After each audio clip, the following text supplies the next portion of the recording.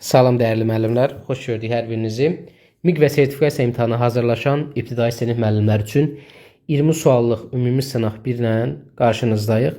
Baxın, sizə bir şey 100% deyirəm. Bu sınağı 18, 19, 20 yazıb sizin imtahanda aşağı nəticə göstərmə ehtimalınız yoxdur. Ümumiyyətlə, əgər mən sizə desəm ki, bu sualı öyrənin, bu sual 100% sizə düşəcək, bu qeyri-peşəkarlıqdır. Amma 100% başqa bir şey deyirəm ki, mümkün deyil ki, siz bizim sınağı yüksək yazıb, gedib imtahanda az nəticə göstərəsiniz. Yəni, məsələn, buradan 18, 17, 18, 19, 20 yazdım, müəllim, amma getdim imtahanda yaza bilmədim. Bu artıq, deməli, sən onda səmimi demirsən. Yəni, ona görə diqqətli olun, sual sınaqları mənlə paralel olaraq işləyin, sonra da nəticənizi rəy bölməsində yazarsınız. Keçək suallarımızın izahına. Birinci sualımız, hər rəqəmdən yalnız bir dəfə istifadə etməklə yazıla bilən 2 rəqəmli 5 natural ədədin cəmi ən çox x ilə, ən az y ilə işarə edilir. X üstəgələk y cəmi neçə olar? Burada rəqəmdən bilirik ki, bizim 10 dənə rəqəmimiz var. 0, 1, 2, 3, 4, 5, 6, 7, 8, 9. Müəllimlərin elədiyi səhvə baxaq. Sonra isə təbii ki, doğrunu yazacağıq. Ən böyük dediyinə görə müəllimlər düşünür ki, 98 olar, 76 olar, sonra 54 olar bu formada. Amma belə deyil. Ən böyük dediyinə görə biz ən böyük mərtəbələrə ən böyük rəqəmləri yazacağıq. Və burada belə bir zigzag formasında gedəcək. Baxın, 9, 8, 7, 6, 5, 10 dənə rəqəmdir və biz bunu 2 rəqəm olmaq üçün 5-5 yazacağıq. Sonra 5-dən sonra gəlir bura 4, 3, 2, 1, 0. 0 birinci yerə yaza bilmərik də, onu yüzlük yerinə təklə yazmaq olur. İndi baxaq. Həqiqətən də biri var 98, 70 neçə, 50 neçə düşünəsən, bir də var 90, 80, 70. Deməli, cəm böyük olması üçün həmin ədədin ən böyük mərtəbəsi, burada 10-luq mərtəbəsi olur, ən böyük olmalıdır. Və bunları toplasaq, 1, 2, 3, 6, 10, 0 yazaq bir yadda, 9, 8, 17, 7, 24, 30, 35, bir də yadda 36. Deməli, ən böyük hal 360-dır. Yəni, 360 da bərabərdir x-ə. Ən çox x-dən işarə olunduğuna görə. İndi ən azı yazırıq. Ən azında müəllimlərin elədiyi səhvlər belə olur. 12, 23 və s. Amma biz ən az dediyinə görə yuxarıdan aşağı ən kiçik rəqəmlərdən başlayıb yazacağıq. 0 ilə düşünə bilərsiniz, amma 0 dedik ki, 10-luq yerinə yaza bilmirik.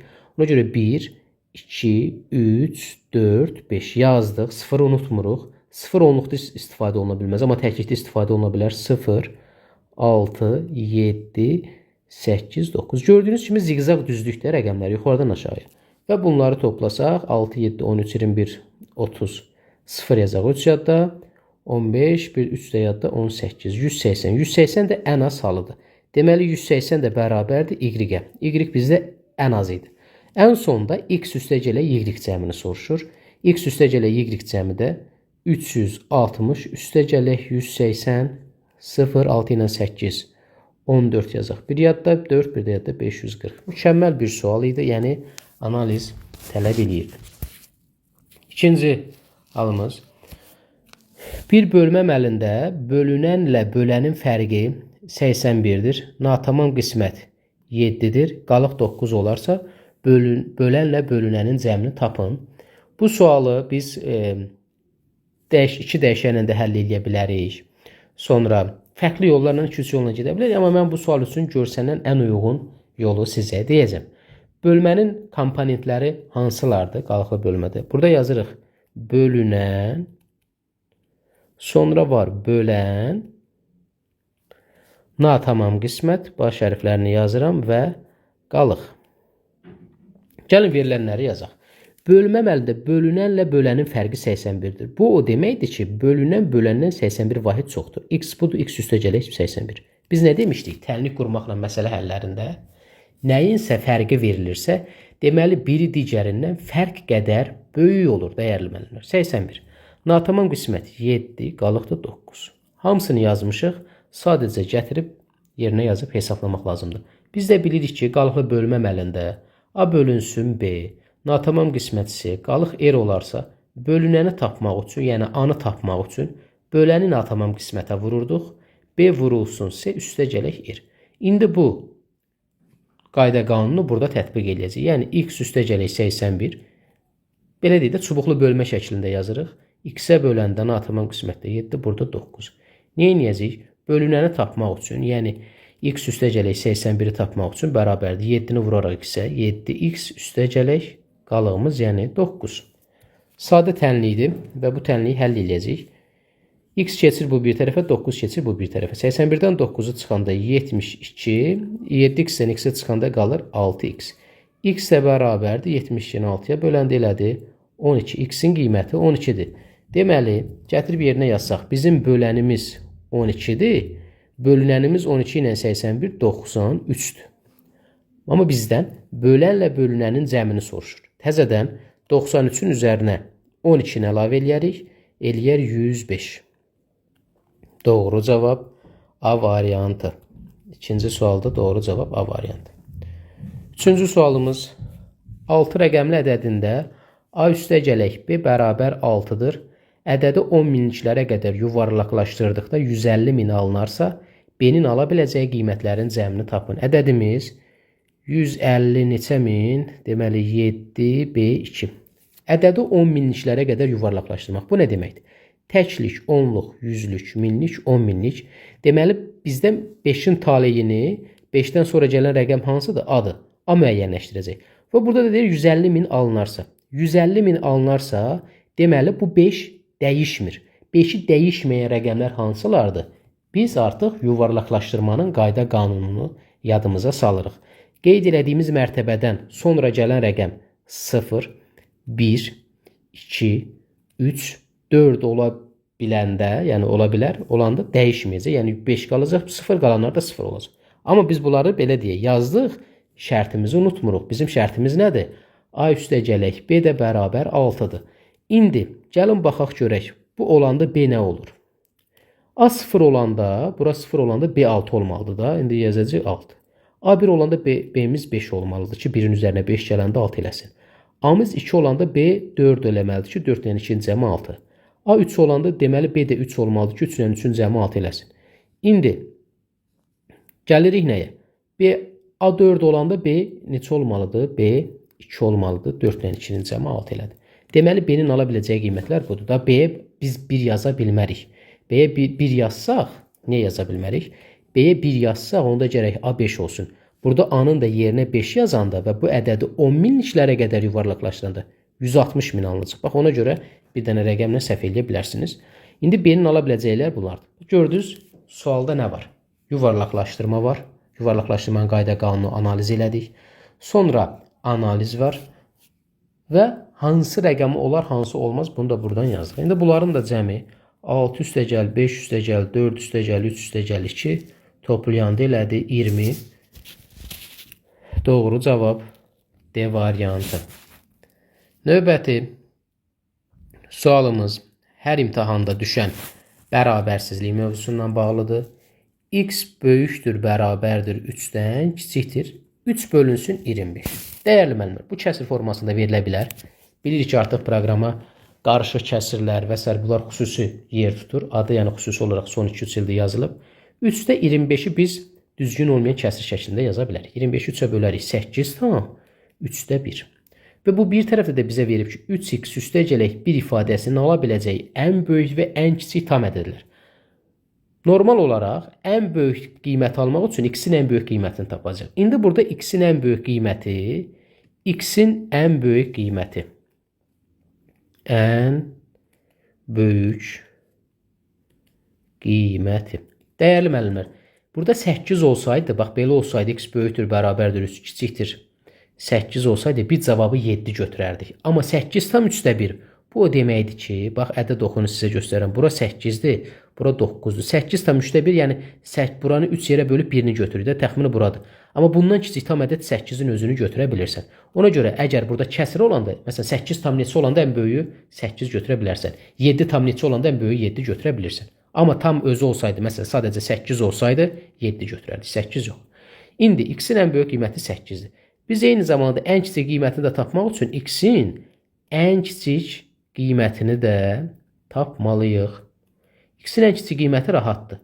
Burada bu daxil olma varsa, yəni x böyükdür, bərabərdir 3-dürsə, 3-ün özünü götürür. Əgər belə olsaydı x böyükdür 3, 3 yox 4 götürərdik. Demək burada ən kiçik qiymət 3-ü də götürə bilirik. Artıq ən böyük qiymət 8-dir, ən kiçik qiymət 3-dür. Bir dəfə 8-i, bir dəfə 3-ü yerinə yazıb hesablayacağıq. 8 ilə yazsaq 3 dəfə 8 24 üzərinə 1 gəldi 25. Ən böyük qiymət 25-dir. Yazıram bura ən böyük. Ən kiçik qiymət tapmaq üçün 3 vur 3 üstə gələk 1. Bu da bərabər 3 dəfə 3 9, bir də gəldik 10. Bu da ən kiçik. Bizdən təzədən bunların cəmini soruşur. 25 üstə gələk 10 bərabər 35. Doğru cavab elədir C variantı. Faiz məsələsi son artırılan mövzulardandır. Sualın baxın, faiz məsələsidir. Və faizin sadəcə olaraq həm faizinə görə ədədin tapılması, həm də ədədin faizinin tapılmasından həll olunan bir məsələdir.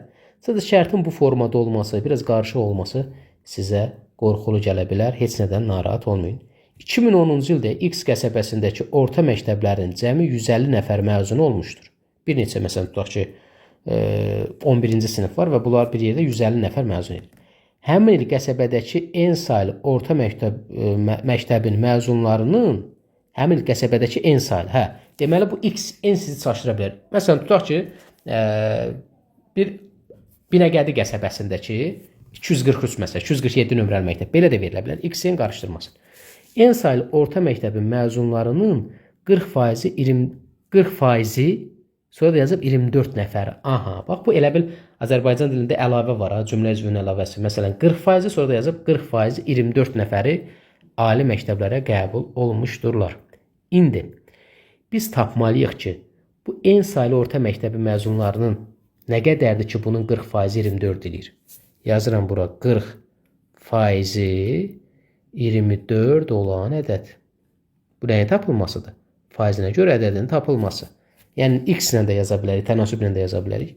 Faizinə görə ədədi tapmaq üçün ədədi 100-ə vurub, faiz göstərən ədədə bölürük.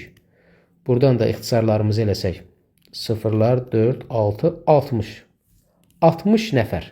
İndi mən tapmalıyam ki, bu 60 nəfər nədir? En saylı orta məktəb. En saylı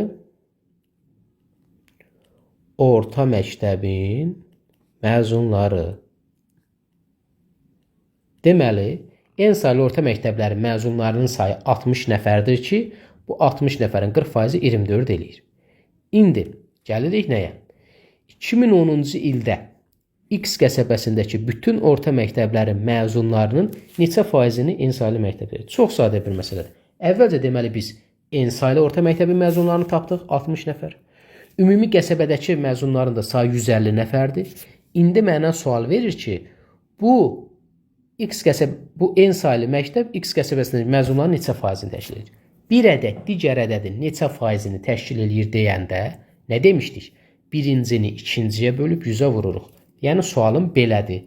60 nəfər 150 nəfərin neçə faizidir? Bunu da yenə tənasüblə qura bilərik. 150x 100 faizdirsə 60x və s.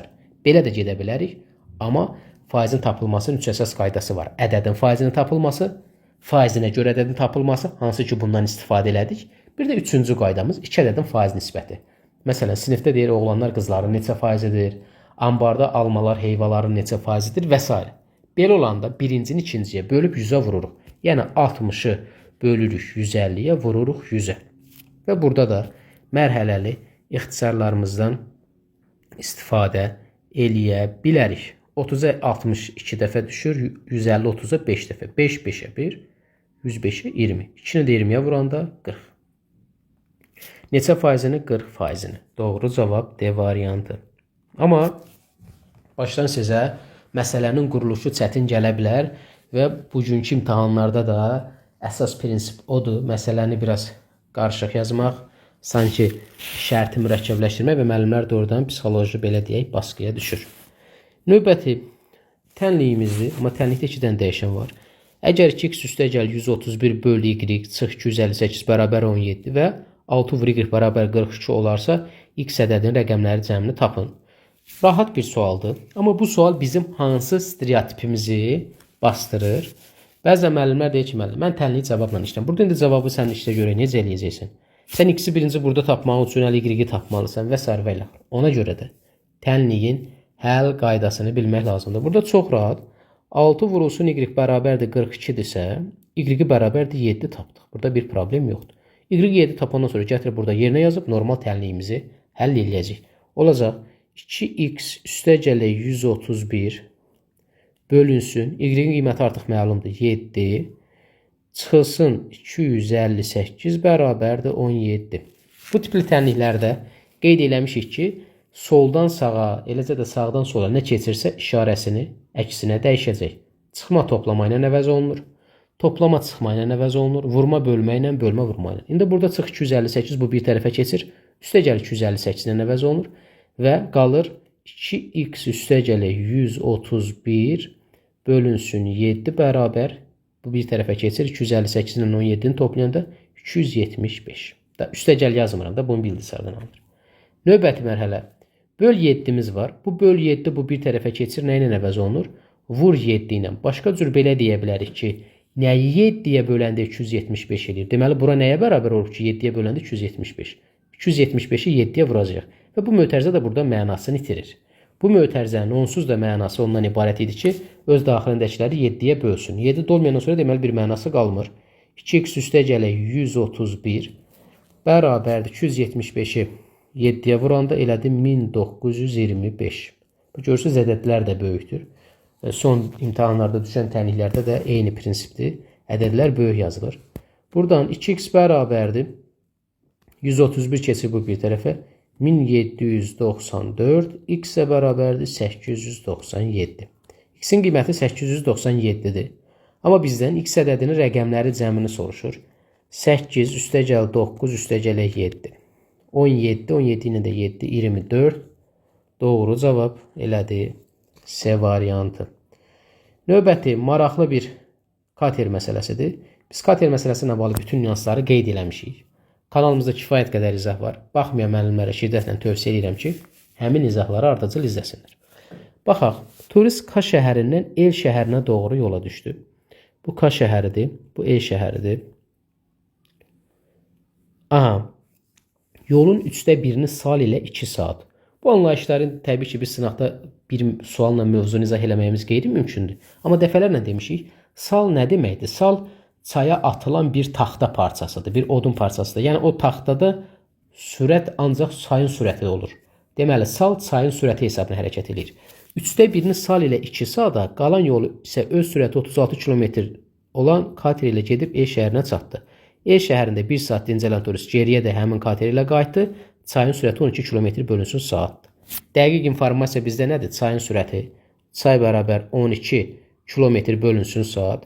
Katerin sürəti də verilib 36 km bölünsün saat. Bunlar bizə çox lazım olacaq. İndi yolun 1/3-ni, yolu da 3 hissəyə bölürəm. Baxın, 1/3 sal ilə 2 saata. Deməli, nə edəcəyik? Sal ilə hərəkət çayın axın istiqamətində. Deməli, buradan gedir. Çayın axını oxunan göstərim. 2 saata gedib 12 sürətindən. 10 da 2-ni vururam. 12-yə bərabər 24 km. Çünki 2 saat gedib taxtanın üzərində və taxta da ancaq çayın sürəti hesabına gedir. Çayın sürəti 12-dir. 2 dəfə 12 24. Və bu yolun nə qədəridir? 3/1. Yolun 3/1 24-dürsə, onda bütövi 24 24. Belə çıxır ki, yolumuz bərabər 3/24 72 km. Əla. Bu da vacib informasiyadır. Bunu da tapdıq. İndi 2 saata qalan yolu isə öz sürəti saatda 36 km olan kater ilə gedib El şəhərinə çatır. Bura qədər salla gəlib. Bax, buradan bura qədər salla gəlib. Buradan bura qədər isə, yəni yolun digər iki hissəsini isə katerlə gedəcək. Bəs müəllim, bu axın elədir, yoxsa axına qarşı? Az öncə dedim axı. Salda hərəkət varsa, axın elədir. Çünki saldan da bura katerə keçirsə, deməli El şəhərinə oxun istiqamətinə baxın, axın elədir. İndi axın ilə nə edirdik? Sürətləri toplayırdıq. Görək axın ilə neçə saata gedəcək. Qalan məsafəmiz nə qədərdir? 24 24 48 km. 48 km. Bu 48 kilometri böləcək nəyə? Sürətləri cəminə. Görək qalan məsafəni neçə saata gedib.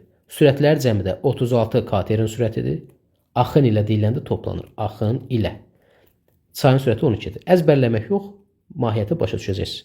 48-i 48 km bölünsün saata böləndə 1 saat. Deməli 1 saata da bura gedib. İndi gəlin görək biz. Bunları sonra da yazarıq. nə qədər vaxt sərf edib? 1 saatda qalan yola gedib. Əvvəl nə qədər getmişdi? 2 saat. Sonra 1 saat getdi. Gəldi el şəhərinə çatdı. Dincəlməyə də 1 saat gedib. Bura yazıram dincəlmək. Dincəlmək. Burada bərabərdir 1 saat. Çünki zamanlar önəmlidir bizim üçün. 1 saat da buradadır. İndi geriyə də həmin kater ilə qayıdır. Artıq geriyə müəllimlər sal yoxdur. Geriyə qayıtmaq bax budur. Geriyə qayıtmaq budur. Oxunan göstərirəm. Geriyə qayıtmaq bax belədir. Geriyə qayıtmaq axına qarşı olacaq. Çünki sən bir yolu axın ilə getmisənsə, geriyə axına qarşı qayıdacaqsan. Və ümumi yolumuz 72-dir. 72-ni böləcəksən axına qarşı deyəndə sürətləri fərqinə 36 çıxılsın 12-yə. 24 eləyir. 72-ni 24-ə böldü, elədi 3 saat. Əla, geriyə də 3 saat. Gəlin indi biz saatlarımızı toplayaq. Görək nə qədər vaxtımız gedib. 2 saat. Üstə gələk 2 saat salla getmək. 1 saat kater axın ilə getməyi, 1 saat dincəlməyi və 3 saat da geriyə qayıtmağı. 2, 1, 3, 4, 7 saat. Əla. Deməli, bizim turistimiz Ka şəhərindən gedib el şəhərinə çatması və təzədən el şəhərindən Ka şəhərinə qayıtması 7 saat çəkir. Burada da deyir ki, turist saat 19:00-da Ka məntəqəsinə çatdı. Yəni, gedib təzədən bura qayıtmağa. Onda Ka şəhərindən saat neçədə hərəkət eləmişdi, yəni başlanğıcdan? Qardaş, ümumi 7 saat sərf edib, bəli. 19:00-da da gəlib çatıb. 19-dan çıxıram 7-ni, bərabərdir 12:00. Doğru cavab elədi B variantı. Kater məsələsi ilə bağlı mükəmməl bir sual idi. Növbəti fəza fiquru ilə bağlı suallarımız maraqlı sualdır. Sualın quruluşu sizi çaşdırmasın. Tilinin uzunluğu 2 desimetr olan deməli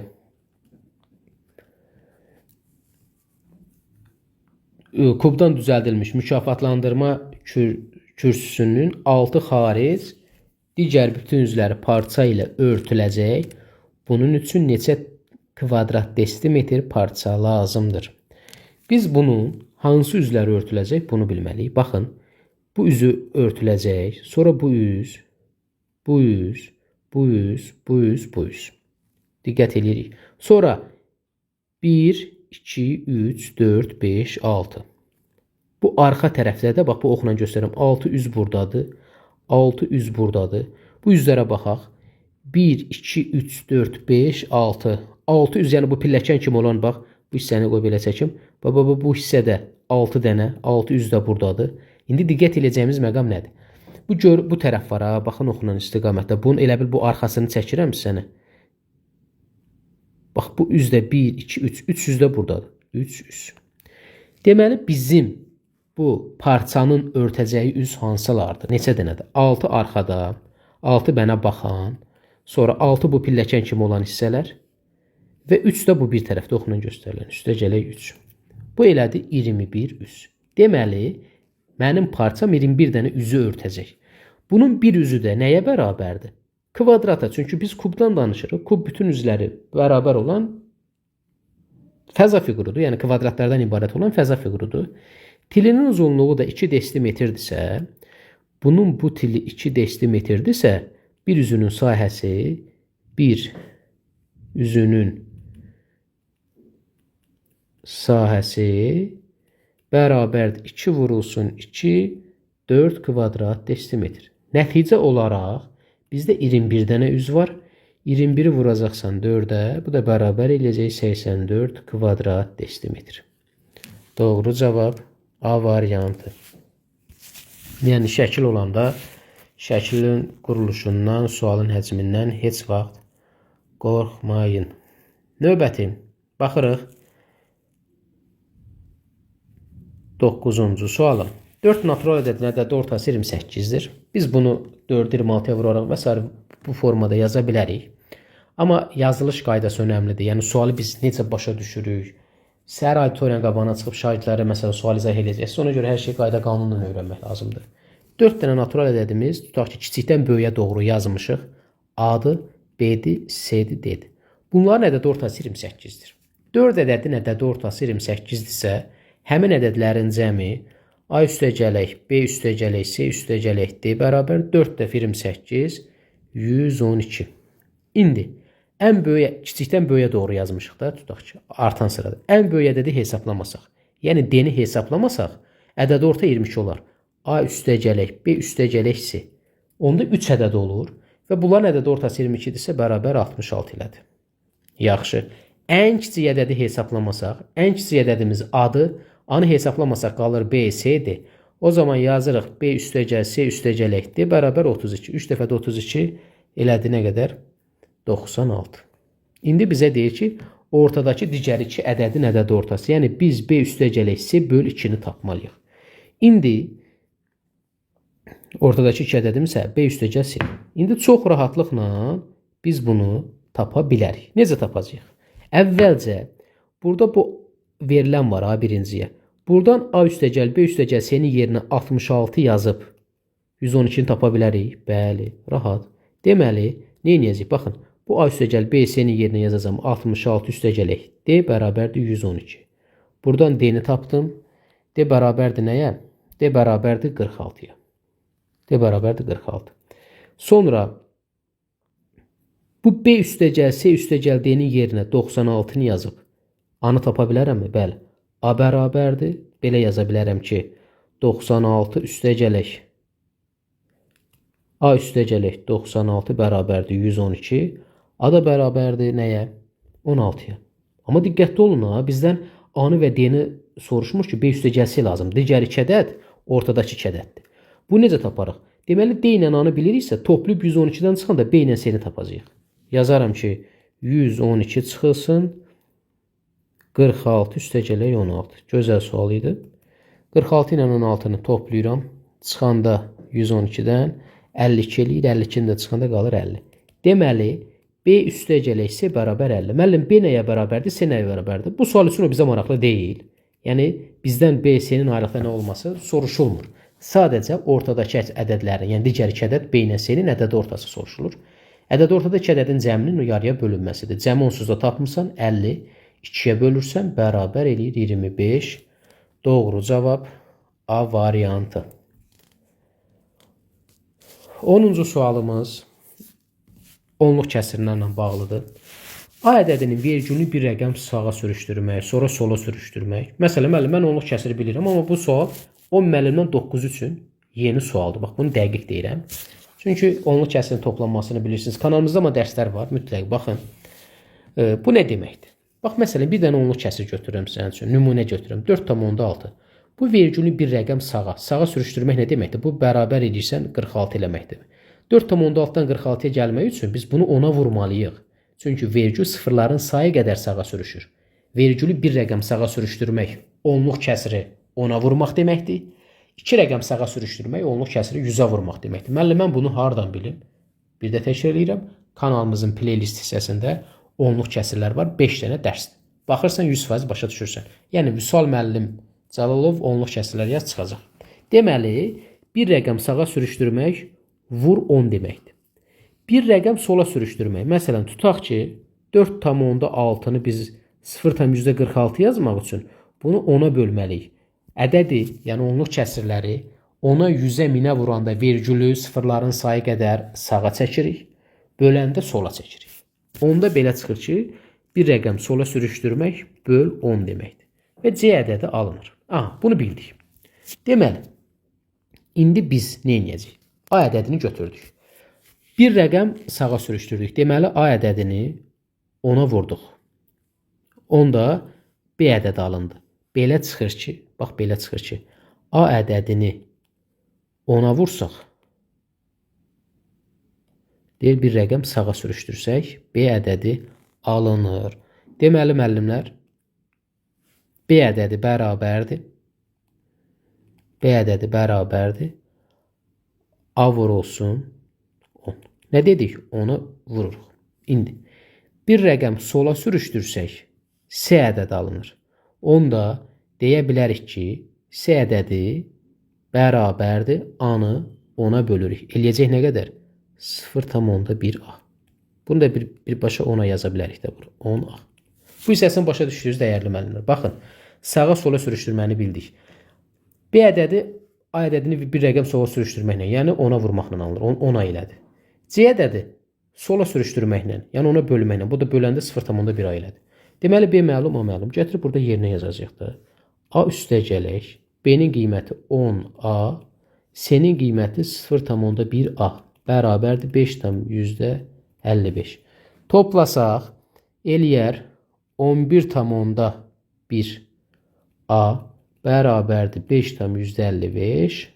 A da bərabərdir böləndə alınar 0,5. Doğru cavab Y variantı. Ümumiyyətlə müəllimlər fərqli düşünməyi bacarın. Yəni onluq kəsrlərlə bağlı bu sual çətin idi mi? Xeyr. Amma quruluş olaraq əksər müəllimi yenə deyirəm. O müəllimdən 9 müəllim onluq kəsrləri bax bunu MİQ və sertifikasiya hazırlaşan müəllim yeni işləyir bu sual. 11-ci sualımız maraqlı sualdır. İfadə qurmaqla bağlı olan bir sualdır. Ardıcıl 6 cüt ədədin cəmi P-dir. Cüt ədədlər necə artır? 2-2 artır. Bu ədədlər kiçikdən böyük doğru sıralandıqda başdan ikinci ədədin P ilə ifadəsi aşağıdakılardan hansı olar? Ardıcıl 6 dənə cüt ədədi gəlin yazaq. Birinci ədədimiz x-dir. İkinci ədədimiz x üstəgələk 2-dir. Üçüncü ədəd 4-dür. Beşinci ədəd x üstəgələk 6. Dördüncü ədəd daha doğrusu 1, 2, 3, 4. Sonra 5-ci ədədimiz x üstəgələk 8. 6-cı ədədimiz x üstəgələk 10. İndi bunların cəmi P-dir. Toplayaq. 1, 2, 3, 4, 5, 6, 6x. Ədədləri toplayaq. 2 ilə 4, 6, 12, 20, 30. 6x üstəgələk 30. Və bizə deyir ki, bu cəm P-yə bərabərdir. Burada laf bərabərdir P yazıram. Deməli, bərabərdir P. Mən buradan x-i tapım. İfadə qurmaq bacarığı. 6x bərabərdir. Bu məhsul toplanan kimi P çıxılsın 30. Buradan da x bərabərdir. P çıxılsın 30 bölünsün 6. Bu x-in qiymətidir. Əla. Məndən ikinci ədədim hansı idi? X üstəgələk 2-nin P ilə ifadəsi. Çox rahat. X-in yerinə bunu yazacağım. X-in qiyməti P çıxılsın 30 bölünsün 6 üstəgələk 2. Bunu da sən, bax bu ifadəni, buranı qura bilmirsənsə, buranı sadələşdirə bilmirsənsə, deməli ciddi boşluq var, ifadə qurmaq düşür. Məsələn, həndəsə ilə bağlı düşmüşdür ki, düz bucaqlının kvadratın daxilində çevrilər. İfadə qurmaq ibtidai riyaziyyatın təməlidir, özəyidir. Müəllim, biz bunu uşaqlara keçmirik. Tamam, bu hər il bir 100 dəfə təkrarlanan bizə cümlədir. Mən başa düşürəm, amma siz uşaq üçün yox, MİQ və sertifikasiya, yəni bəlli bir imtahana hazırlaşırsınız. Ona görə o düşüncənizi alınızdan çıxar. P çıxılsın 30 bölünsün 6 üstəgəl 2. Bunu hər tərəfini 6-ya vura bilərik və ya görün necə rahat. P çıxılsın 30 üstəgəl böl 6 üstəgəl. 2-nin məxrəci 6 olan necə yaza bilərəm? 6-da 12 yaza bilərəm. 12-ni 6-ya böləndə 2-lik. Bu da bərabərdir. 6-da P çıxılsın 30 üstəgələk 12. Məxrəclər bərabər olan kəsirləri topladıq. 6-da P çıxılsın 18. P çıxılsın 18 bölünsün 6. Cavab D variantı elədir. Və ya bunu 6-nı burada vura bilərik. Elə bil bunu 6-nı çarpaz vurub sürətə gələrdik. Müəllim, bu suallar mənə çətin gəlir. Bizim sınaqlarımızda, indi baxan müəllimlər, bu suallardan dəfələrlə işləyir müdavimlərimiz. Təkrar işləyir və artıq həmin suallar da qarşına çıxanda bir problem qalmır. Baxırıq növbəti sualımıza. Növbəti sualımız deməli, çıxma əməlində azalanı 64 vahid artırıb çıxılanı 27 vahid azalsaq, fərq rəqəmləri fərqli ən kiçik rəqəmi tək ədəddən 150 vahid çox olar. Əvvəlcə fərq neçə idi? Yazıram bura əvvəlki fərq. Bu bərabərdir x. Biz də bilirik ki, müəllimlər, azalanı nə qədər artıracaqsa, nə qədər azaldacaqsa, fərq də o qədər dəyişəcək. Azalanla fərq düz mütənasibdir. Amma çıxılan tərsdir. Çıxılanı artıranda fərq azalır, çıxılanı azaldanda fərq artır. İndi fərqimiz x-dir. Azalanı deyir 64 vahid artırıb. 64 vahid artırmaq, elə fərqi də 64 artırmaq deməkdir. Çıxılanı 27 azaltsaq, çıxılanda tərslik var, diqqətli olursan. 27 azaltmaq, yenə də 27 artırmaq deməkdir. Bərabərdir. Rəqəmləri ən kiçik iki rəqəmi tək ədəd hansıdır? 13-dən 150 vahid çox olar. Bu tənliyi həll edirik. Buradan x üstəgələk 91 bərabərdir 163. X-imiz də bərabərdir 163-dən 91-ə çıxanda 72.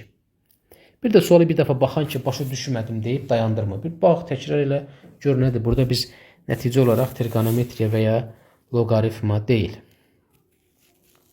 Növbəti 13-cü sual. Maraqlı sualdır. Belə deyə, yenə də şəkilli və yeni nəsil suallarımızdandır. Biraz çətin gələ bilər, amma diqqətli olacağıq və ötəsindən gələcəyik. Bu sualda həm həndəsə var, burada həm iş məsələsi var, həm mahiyyəti dərk eləmək var və s. və ilə. Sahib 75 kvadrat metrlik bir divarı 4 gündə, Murad isə eyni divarı 8 gündə hörə bilir. İkisi birlikdə bu divarı hörüb qurtardıqda Murad neçə ədəd kərpic istifadə etmiş olar? Gəlin hər birinin bir gündə nə qədər iş gördüyünə baxaq. Əgər sahib 75 kvadrat metrlik bir divarı 4 gündə örürsə, onda sahibin bir gündə gördüyü iş 4-də 75-dir. Murad isə eyni divarı 8 gündə örür. Biz nə demişdik? İşin miqdarını zamana bölürük, 8-ə böləcəyik. Bu deyiləcək 8-də 75. Toplayırıq. Bərabər elədir. 8-də bu 150 eləyəcək. 75 də buradan 8-də 225 kvadrat metr bölünsün gün yazacaq. Deməli, ikisi bir gündə 8-də 225 kvadrat metr neyniyər? Ərazini hörər. İndi bunu yazdıq bura. Bu bir tərəfdə də bizə deyir ki, ikisi birlikdə bu divarı hörüb qurtardıqda. İndi gəlin görək, ikisi bu divarı birlikdə neçə günə hörüb qurtarar. 75 bizim ümumi deyil, qardaş. Bu ikisi bunların sürətləri cəmidir. 75-i böləcəksin bu ikisinin sürətləri cəmini 8-də 225-ə. 75 vuracaqsan bunun tərsinə 225-də 8. İxtisarımızı eləsək 75, buradan da qalır 3 bərabərdir 3-də 8 gün. Deməli, ikisi birlikdə 3-də 8 günə işi bitirər. Birgə. Burada tam sənin üçün elə bil mahiyyət açıqlanır da. Bu heç bir problem qalmır. İndi baxaq. Muradın gündəlik işi nə qədər idi? Muradın gündəlik işi 8-də 75 idi. 8-də 75. Muradın bir gündə gördüyü iş 8-də 75 idi. Və 3-də 8 gündə bir yerdə işlədiyinə görə Murad işləyir. Ona görə nə edəcəksən? 3-ü 8-ə vuracaqsan. 8-də gedir. Bu da elədi 25 kvadrat metr. Baxın, nə elədik? Gəlin bir də bunları açıqlayayım sənin üçün. İkisinin sürətləri cəmini tapdıq. Bir yerdə, bir gündə nə qədər eləyərlər? Sonra ümumi işin miqdarını böldük bura. İkisi birlikdə 8-də 3 gün. Bitdi, getdi. İndi mən tapacam ki, görək Murad neçə kvadrat metr ərazini hörüb? Muradın bir gündə gördüyü iş nə qədər idi? 8-də 75. Birlikdə işlədiyi nə qədərdir? 8-də 3 gün. Elə bil məsələn, mən dostumla, indi burada səni çaşdıran nə ola bilər? Kəsr olmağı. Elə bil mən dostumla birlikdə 4 gün işləyirəm və mən bir gündə 4 kvadrat metr divar rəngləyirəmsə 4-ü vuracaqsa mənim işimin gününü say. Eyni məntiqi yazdıq bura. 25 kvadrat metr hörmək. İndi 25 kvadrat metr hörüb. O zaman buraya yazıram Murad. Murad bu 25 kvadrat metrə neçə dənə kərpic sığışdırıb? Bunu tapmalıyıq. Bir kərpicin ölçüsü burada verilib. 25 vurulsun 20. 2 dəfə 25 elədi. Nə qədər eləyir 2-ni 25-ə vuranda? 50, 500 kvadrat santimetr. 500 kvadrat santimetri də kvadrat metrə çevirək və ya bunu çevirib bölə bilərik, eyni şeydir. Biz lap kvadrat metri çevirək. 1 kvadrat metrimiz neçə santimetrdir? Metrimiz 100-dürsə, kvadrat deyəndə 25 kvadrat metrin sonunda 4 dənə sıfır olacaq. Bunu da böləcək 500-ə. 25 4 dənə sıfır, yəni 250 min bölünsün 500-ə. 2 sıfır buradan 25-i 5-ə böləndə 5, sonunda da 2 dənə sıfır. Deməli, müəllimlər, neçə kərpic istifadə edəcək? 500. Mükəmməl bir sual idi. Yəni, sən bu sualı analiz edəndən sonra həm kəsirlərlə bağlı, həm burada həndəsə ilə bağlı bir nüansa rastlaşdıq, həm sürətlə bağlı. Yəni, analiz qabiliyyətim var. Mən bunu çatdırmaq istəyirəm. Yoxsa 16-nın 2-də bir hissəsini tapla bağlı 100 dənə yox, 1200 dənə, 1100 dənə, 1 milyon dənə sual işlə, nəsə bir fərq olmayacaq. Özündə fərqli sualları işləmə yaratmalısan. Məcbur eləməlisən. Baxaq, kəsir məsələsi deyə bilərik. Bunu tənliklə də yaza bilərik, sondan da gedə bilərik. İki üsulu da göstərəcəm sizə. Bir kitabın əvvəlcə 5də 1-i, sonra isə qalanın 4də 3-ü oxunduqda geriyə 40 səhifə qalır. Bu kitabın neçə səhifəsi oxunmuşdur? Kitabın ümumi səhifə sayını x götürək. 5də 1 oxunur. Əvvəlcə 5də 1 x. Qalan bu məsələlərdə önəmlidir. Qalan onda nə qədər olur? X-dən 5də 1 x-ə çıxanda qalır 5də 4x. Və qalanın da 4də 3-ü. 4-lər gedir, qalır 5də 3x. Və sonra da 40 səhifə. 40 səhifə də buradır. Bunları toplayanda bütöv kitabı mənə verməlidir. Birinci dəfə oxunan hissə 5də 1x. İkinci dəfə oxunan hissə üstəgələk 5də 3x. Və üstəgələk 40 səhifə. Bərabər eləyəcək bütöv kitaba x-ə. Rahat. Hər tərəfini 5-ə vuraq. X üstəgələk 3x üstəgələk 200 bərabərdir 5x. Kəsir toplayıb da yaza bilərik. Heç bir problem yoxdur. 4x eləyib bu bir tərəfdən x bərabər 200. Deməli, bizim kitabın səhifəsinin sayı 200-dür. Amma bizə deyir ki, kitabın neçə səhifəsi oxunmuşdur. 40 səhifə qalır oxunmamış. Oxunmuş nə qədərdir? 200-dən çıxıram 40-ı bərabər 160. Doğru cavab B variantı. Amma imtahan həyəcanında nə qədər müəllim bunu məsələn 200 götürüb ciddi səhv eləyə bilər. Yaxşı. Baxaq indi nəyə? Bunu dediniz ki, müəllim sondan getməklə, yəni bu ikisinin yazılışıdır, qaydasıdır. Sondan getmək isə belədir. 4də 3-ünü oxuyur, 4də 1-i oxunmamış qalır və bu bir tərəfdə də 40 qalır. Deməli, nəyin 4də 1-i 40 eləyir? Sondan gedəndə 40-ı bölürsən 4də 1-ə. Bunun tərsinə vuracaqsan, elədi 160. İndi keçirik bu bir tərəfə. Əvvəlcə 5də 1-ini oxuyur. Nə qədər oxunmamış qalır? 5də 4-ü. Deməli, bu 160-ı böləcəksin 5də 4-ə. 160 vurursun 4də 5. 4 4-də 1, 40. İndi biz dərslərimizdə təbii ki, bunları tam yenə də gəldi 2 çıxdı, 40-ı da çıxırsan qalır 160. Mahiyyətini tam izah edirik ki, sondan getmək və s. Sadəcə diqqətli olmaq lazımdır. Növbəti maraqlı bir fəza fiqurundan bağlı sualdır. Otağın eni 360 cm, uzunluğu 500 cm, hündürlüyü isə 280 cm-nin kuboid formasındadır. Otaq kuboid dediyimiz düzbucaqlı paralelipipeddir. Artıq yeni aşağı sinif dərslərində bu kuboid kimi gedir. Olsun, kuboid olsun. Gəlin bunu çəkməyə çalışaq. Belə bir otaq çəkirik. Deməli, bu bizim otağımızdır. İndi bu otağın eni 360. Burada fikir versək görərik ki, dəyərli müəllimlər. Biz bunları, düzdür, sonda məndən metr soruşur, ona sonra qaydarıq, o problem yoxdur. Amma rahat bir test işləyən, biraz vərdişimiz yarandan sonra bilməliyik ki, burada baxın, hamısını biz desimetrə çevirə bilərik. Hamısını metrə çevirəndə burada 1,6 onluq kəsirlərə falan gedir. Rahat tam ədədlə işləyir. Ona görə gəlin desimetrə çevirək. Desimetrə çevirmək üçün də ona böləcəksən də hərəsinin sonundan birdən 0 götürəcəksən. En 360 santimetrsə en bura olsun 36 desimetr olsun. Uzunluq 500-dürsə 510-a böləndə elədi deməli bura 50 desimetr. Bunda elədi 50 desimetr. Hündürlüyü isə 280, burada olsun 28. Əla. İndi nəyə fikir verəcəyik? Pəncərəmiz var, bir də qapımız var. Biz və burada da deyək ki, divarlarına. Divarlar 4 yan üzlərdir də, yan üzlər. Ancaq yan üzləri. İndi bu divara biz hər hansı divar kağızı yapışdıranda pəncərəni, qapını yapışdırmırıq ki, təbii ki, onlar çıxardılır da. Bax, ona görə pəncərəni bura çəkirəm, qapını da bura çəkirəm. Bu qapı ilə pəncərənin sahəsi çıxacaq. Pəncərənin eni 16 buradır, hündürlüyü də 12 də bura olacaq. Qapının da eni 10 desimetr, hündürlüyü 20 desimetr. Nə edəcəyik? Bu şəklimizi bir də buradan rahat çəkim, biraz qarşı oldu. İndi biz dəyərli müəllimlər əvvəlcə bu yan üzləri tapacaq. Yan üzlər oturacaqlar daxil deyil. Yəni divarı biz aboy deyək də, divar kağızının prinsip olaraq tavanı çəkə bilərik. Amma məsələdə verib ki, divarlar deməli biz oturacaqlar, yəni yuxarı ilə aşağı götürməyəcəyik. Yan üz. İndi buranın ölçüsü 50 desimetrdirsə, hündürlük də 28-dirsə, bax bu mənə baxan üzün sahəsi nə qədər olacaq? 50 vurulsun 28. Mənə baxan üz 50 vur 28-dirsə, arxada da 50 vur 28 var da. 2 dənə var axı qarşı-qarşıya. Deməli 2 vurulsun 50 vur 28. Üstə gələk.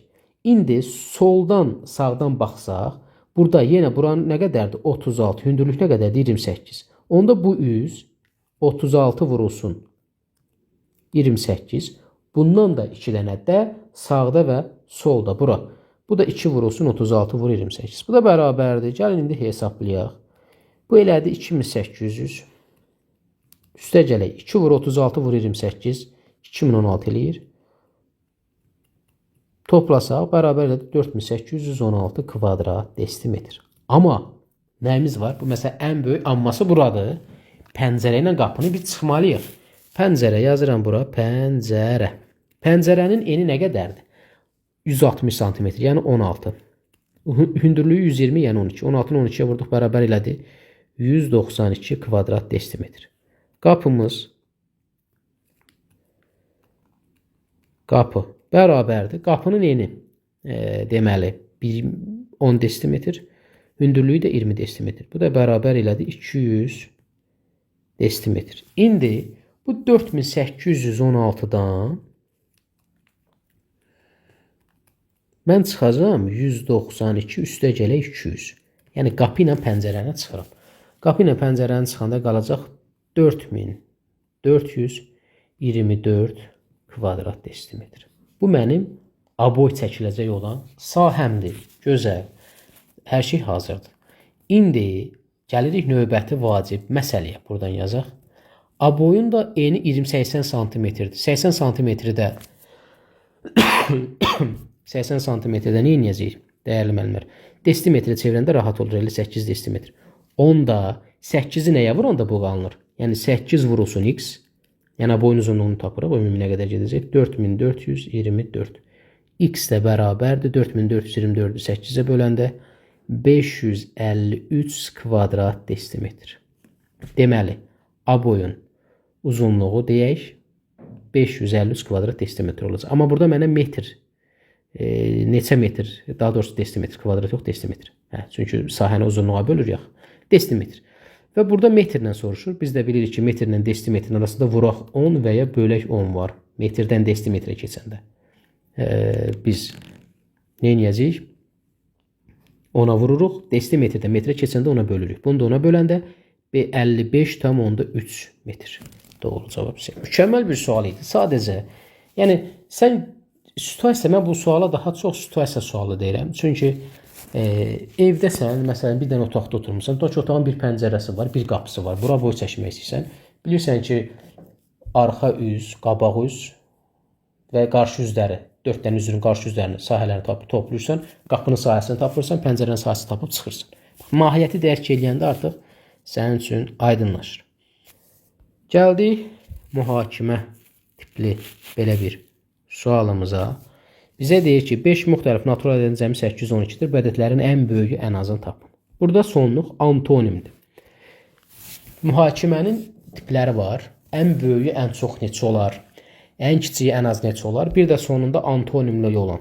Ən böyüyü, ən az, ən kiçiyi, ən çox. Bu biraz müəllimləri çətinə salan tipdir. Bunu iki üsulla sizə göstərəcəm. Bir paylaşdırma üsulu, sonra bir də ardıcıl ədədlərlə. 5 müxtəlif natural ədədin cəmi 812-dirsə biz nə edəcəyik? 812-ni bölürəm 5-ə. Bərabər edir 162, qalıq 2.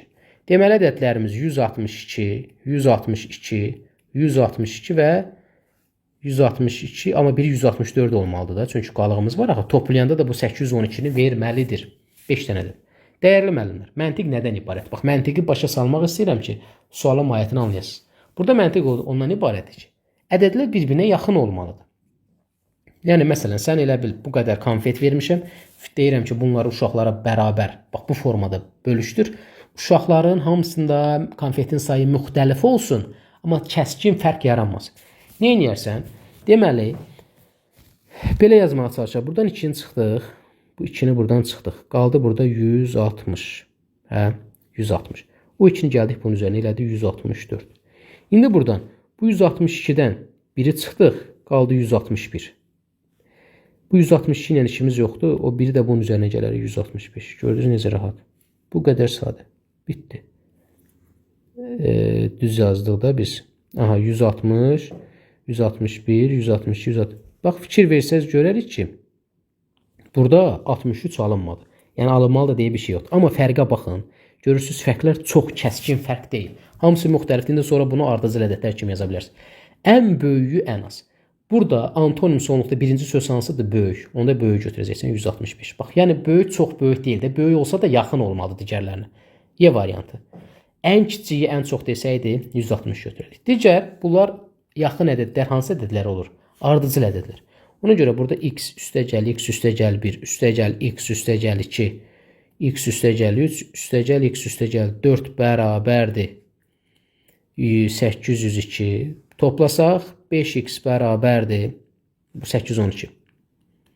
Bu və yadır da. 10 eləyir. 812-dən də çıxanda 802. Yenə gəldik x bərabərdir 160 alınır. Qalıq 2.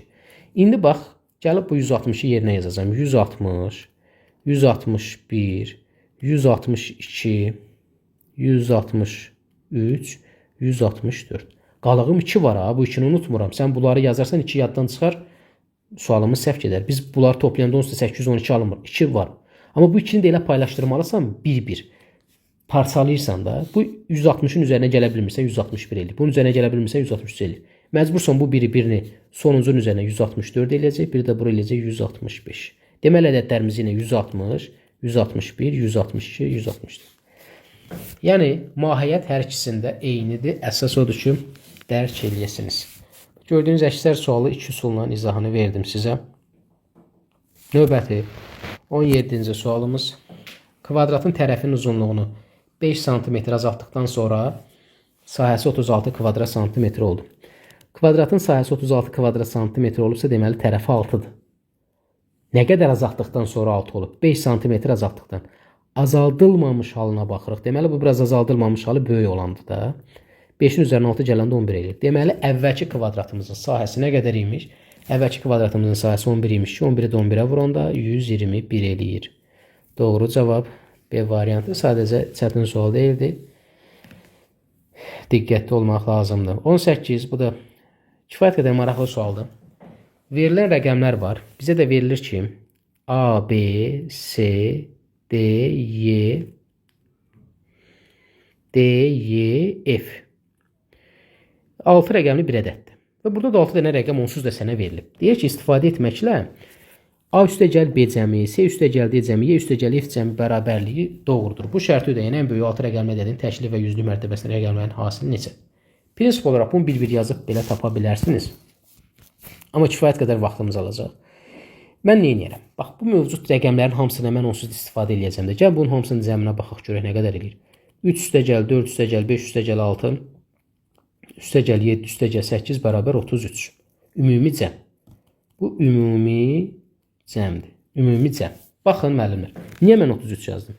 Mən bu 6 dənə ədədi 3 yerə bölmüşəm, 2-2 cəmləmişəm və bərabərlik yazmışam. Deməli 33-ü də 3 yerə böləcəm, bərabər eləyəcək 11. 10 da belə çıxır ki, A üstəgəl B cəmi də 11-dir. C üstəgəl D cəmi 11-dir. Y üstəgəl F cəmi də 11-dir. Görürüz necə maraqlı. Yəni A üstəgəl B cəmi də 11-ə bərabərdir. C üstəgəl D cəmi də 11-ə bərabərdir. Y üstəgəl F cəmi də 11-ə bərabərdir. Bu 33-ü 3 yerə böldüm. Çünki 3 dənə yerə bölünüb də 6 dənədir. 1, bax, məntiq buradadır. 6 dənədir 3 yerə bölünüb. 2, 2. 3, 2, 3. İndi ən böyük deyirsə ən böyük yazacaq. A üstəgəl B ən böyük dediyinə görə bura ən böyük yazacaq. Müəllim 9 2 yazacaq. Sənin verilən rəqəmlərin içərisində 9 yoxdur axı. Ona görə ağlıma gələ biləcəyi deyiləm də, empati olaraq onu düşünə bilərsən. A-nın yerinə 8 yazıram. A 8-dirsə B avtomatik 3 olmalıdır. C-nin yerinə mən 7 yazıram. Çünki ən böyük. 7-dirsə 7-nin üzərinə gələn 11 eləyir. 4 olmalıdır. Y-nin yerinə qalır nə? 8 3, 8 getdi, 3 getdi, 7 getdi, 4 getdi, 1 6 5 qalır. Ən böyük dediyinə görə burada 6 5 yazıram. Məsələn, deyə bilərsən müəllim, niyə bura 8 7? 8 7 yazsaq 8 ilə 7-nin cəmi 15 eləyir, amma biz 11 eləmədik. Ədədimizi qurduq. İndi bizə deyir ki, təklik və yüzlük. Təklik 5-dir, təklik onluq, yüzlük də 4-dür. 4-ü də 5-ə vuranda elədi 20. Doğru cavab A variantı. Sonra müəllimlər, yaş məsələsi maraqlıdır. Yaşı 2 rəqəmli A, B ədədi. Əslində bunun üzərində belə xətt də ola bilər. Amma 2 rəqəmli veribsə aydındır ki, bu 2 rəqəmli ədəddir. Yəni bu 2 rəqəmli A, B ədədi olan birinin 18 il sonraki yaşı üstəgəl 18. 5-in qatı olan B, A ədədidir. Yəni B, A ədədini yazıram bura. Amma mənə bu şərt verib. 5-in qatı. Bu boş yerə verilməyib burada. 5-in qatı olmaq Nə deməkdir? Yəni 5-ə vurulmuş bir ədəddir. 5-ə vurulmuş ədədin sonu ya 0 ya da 5 olur. Sonu ya 0 ya da 5. Deməli A ya 0 ola bilər ya da 5 hələ ki. Amma bu biri tərəfdə A, B-ni görəndən sonra deyirəm ki, ədəd 0 ola bilməz. Niyə? Çünki ədəd 0 ilə başlaya bilmir axı. Deməli mənim geriyə bir dənə ehtimalım qaldı. A bərabərdir 5. A-nı gətirib yerinə 5 yazıram. 5B üstə gələk 18 bərabərdir. B 5. Bu da 2 rəqəmli ədəd deyil. B 5, 5B. 2 rəqəmli ədədin açılışı. Yəni biz A, B-nin açılışı necə yazırdıq? 10-a üstə gələk B, hə? İndi burada onun yerində 5 durur da. 5 ona vuranda yazıram bura 50 üstə gələk B, üstə gələk 18. B 5-in yerinə B-nin 10-luq mərtəbəsində 10B üstə gələk 5. Bax bir şey deyim müəllimlər. Sən burada bu A, B-ni bu formada yazmaqda çətinlik çəkirsənsə, deməli ciddi boşluq var. Yəni artıq biz mart ayındayıq və deməli indiyə qədər sən çox şeyi boş buraxmısan. Biz burada A-nın niyə, B-nin niyə 10 yazmağınla yox, biz burada sualın niyə belə, yəni yaş məsələsində niyə 5 yazmağımızın fərqinə varmalıyıq. Yəni bu 5, 50, 10 bu artıq birinci dərsimizdir, natural ədədlər. Ona görə diqqətli olaq. B keçir bu bir tərəfə 9B. 68 B də çıxır 63, B də bərabər 7. B-ni 7 tapdıq, A-nı da bayaq 5 tapmışdıq. Bizdən B ədədinin rəqəmləri cəmini soruşur. 5 vurulsun 7 bərabər 35. Doğru cavab C variantı. Sonuncu 20-ci. Bu da maraqlı bir sualdır. İlk bax qarışqamızın da şəkli var. İlk baxışda sizi qorxuda bilər, narahat olmayın. Bitişik tərəfləri bir-birinə perpendikulyar. Bu nə deməkdir? Mən perpendikulyar o demək ki, bunlar bax düz bucaq altında kəsir. Yəni bu tərəf belə deyil də, aydınmı? Şəkildə qarışqa A nöqtəsindən ox istiqamətində fiqurun tərəfləri üzərinə hərəkət edir. Yəni qarışqa buradan gəlir, belə bu formada təzədən gəlir və bura geriyə, öz yerinə qayıdır. O şəklin ətrafının sürəti dəqiqədə 2 metrdir. Deməli, V bərabərdir 2 metr bölünsün dəqiqə. Bu qarışqanın sürətidir. O şəklin ətrafını tam dolanaraq A nöqtəsinə qayıdır. Qarışqa bu səyahəti neçə dəqiqədə başa çatır. Deməli, biz S-i tapmalıyıq. Məsafəni də sürətə böləndə zamanı tapacağıq. Rahat. Amma quruluşundan bunu siz qorxurdunuz. Bu da yenə də həndəsə ilə sürət məsələsinin sintezidir. Bura 8 metrimiz var. Yazıram ki, 8 metr. Üstə gələk. Bu 6 metrimiz burada var. Üstə gələk 6 metr. Üstə gələk. İndi gəlin biz şaqlu xəttlərimizə baxaq. Bax, bura. Qırmızılayıram. Bax, bura. Bunun uzantını bu formada çəksək. Bu 8 metrə bərabərdirmi? Bəli, üstə gələk 8. Bundan işimiz qutardı. Bunu yazdıq bura. İndi gəlirik nəyə? Bizim buradakı bax, bu hissəni. Bura x yazacağım. Bura 7 metrdir. Bax, buranı mən tapmalıyam axı. Buradakı bu üfüqi xəttlərimiz qalıb. Qırmızılar yazdıq. Necə eləyərik? Bax, bura x-dir. Dəyərli müəllimlər. Normalda mən buranı belə bu formada yazsam, burada x olsa, onda burada 6 olsa, bu biz necə olar? 6 ilə 7 13 eləyər. Buradakı bu x burada da var, burada da var. Deməli, bu x qədər artıqdır. Onda bura olar 13 minus x. Bir də başa salım sizi. Bax, bu uzantını buradan bura qədər çəksək, hə? Bu uzantını buradan bura qədər çəksək.